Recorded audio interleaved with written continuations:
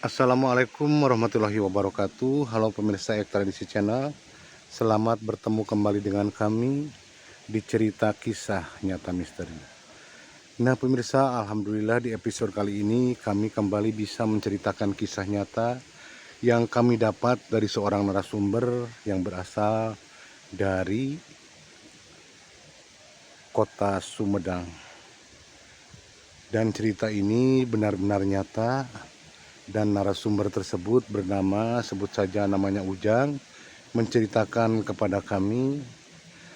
Namun pemirsa, sebelum ke ceritanya, jangan lupa dukung terus channel kami dengan cara like, komen, dan juga subscribe.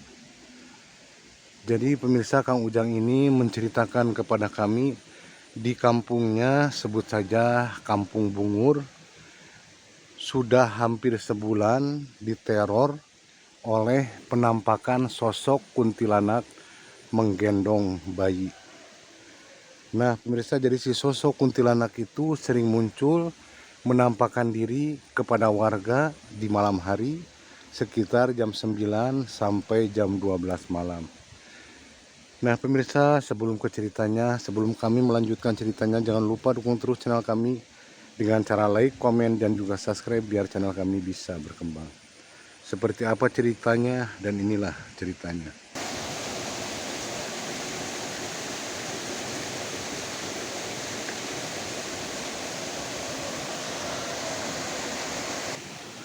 Nah pemirsa, jadi di Kampung Bungur tersebut, kampung ini nama samaran pemirsa, bukan nama sebenarnya karena memang ini privasi, tidak bisa kami ceritakan secara asli atau detail.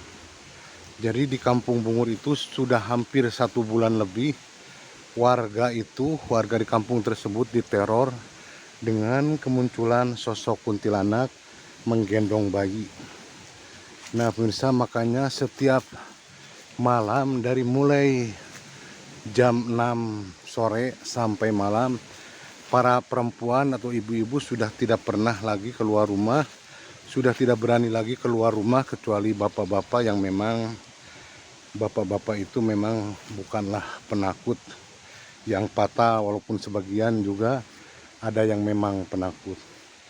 Nah selama 1 bulan itu pemirsa, di kampung tersebut diteror dengan kemunculan sosok kuntilanak menggendong bayi. Biasanya awal-awal kemunculannya itu terdengar cekikikan yang sangat melengking. Nah setelah cekikikan itu baru ada tangisan bayi. Nah di situ warga sudah paham, sudah tahu pasti adanya suara itu pertanda akan munculnya sosok kuntilanak. Yang biasanya pemirsa, kemunculan sosok kuntilanak itu berada tempatnya di sekitaran pohon, bahkan di atas pohon. Jadi membuat semua warga di kampung tersebut sangat panik, dan cerita ini memang sudah menyebar dan juga viral ke kota-kota lain. Jadi pemirsa, kemunculan si sosok kuntilanak itu kadang jam 7 malam, jam 9, jam 11, atau juga jam 1 dini hari. Jadi kemunculannya itu selalu saja di jam yang ganjil. Jadi kemunculannya itu sudah dipastikan munculnya di setiap jam yang ganjil tersebut, yaitu jam 7, jam 9, jam 11, bahkan jam 1.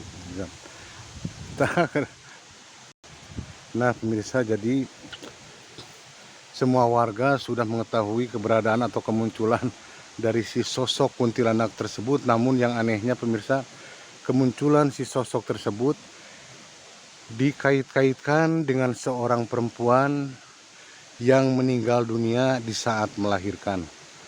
Si perempuan yang melahirkan, yang meninggal itu bernama Ningsih, warga dari kampung tersebut. Memang sebulan yang lalu Ningsih, seorang perempuan, meninggal dunia di saat melahirkan, dan juga anaknya pun atau bayinya pun sudah meninggal di dalam kandungan. Jadi saat Ningsih melahirkan itu, bayinya sudah tidak bisa keluar karena memang saat itu Ningsih tidak melahirkan di dokter atau di rumah sakit, justru di rumahnya dibantu oleh yang namanya dukun beranak, begitu pemirsa. Jadi nyawa Ningsih dan putranya yang masih dalam kandungan tidak bisa diselamatkan dan keduanya meninggal dunia.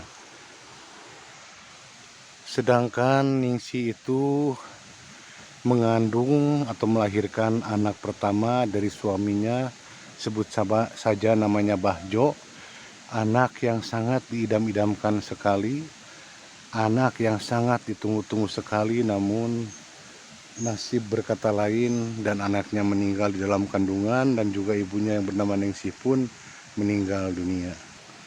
Nah pemirsa, jadi kemunculan si sosok kuntilanak menggendong bayi itu bertepatan dengan ketujuh harinya Ningsih meninggal dunia, dan si sosok kuntilanak itu hadir meneror para warga, menampakkan diri kepada para warga, sehingga timbullah di situ fitnah dari mulut ke mulut yang mengatakan bahwa Ningsih gentayangan setelah melahirkan meninggal dunia dan juga anaknya. Nah, jadi di situ Ningsih pun heboh, dikabarkan atau dihebohkan Ningsih menjadi kuntilanak setelah meninggal dunia saat melahirkan.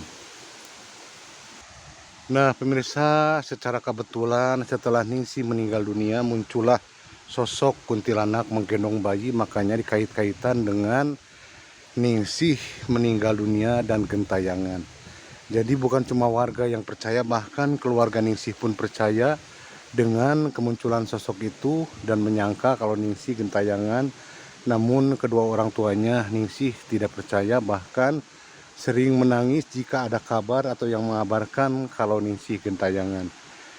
Jelas-jelas Ningsih meninggal dunia di saat melahirkan sudah termasuk syahid, sudah termasuk mati syahid.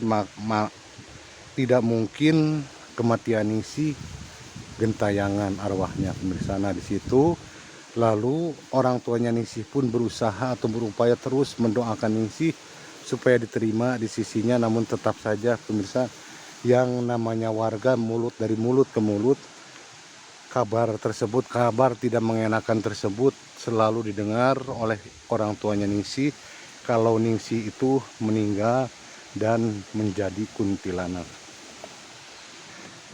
Namun kedua orang tua Ningsih hanya bisa pasrah dan berdoa biarlah orang-orang atau warga menganggap Ningsih gentayangan. Namun orang tuanya Ningsih tetap yakin kalau Ningsih tidak gentayangan, bahkan sudah tenang di alam sana di dekapan Allah Subhanahu wa Ta'ala. Nah pemirsa, jadi hal tersebut, fitnah tersebut datangnya juga dari setan atau dari iblis yang menyebarkan fitnah. Jadi si sosok kuntilanak itu misalkan iblis yang akan menyebarkan fitnah supaya orang-orang atau semua warga percaya kalau Ningsih itu gentayangan. Setiap mendengar kabar miring tersebut, orang tuanya Ningsih sangatlah sedih. Namun orang tuanya Ningsih yakin kalau si sosok kuntilanak itu yang menggendong bayi itu bukanlah Ningsih anaknya. Sosok kuntilanak itu sengaja menampakkan dirinya untuk menyebarkan fitnah kalau Ningsih gentayangan.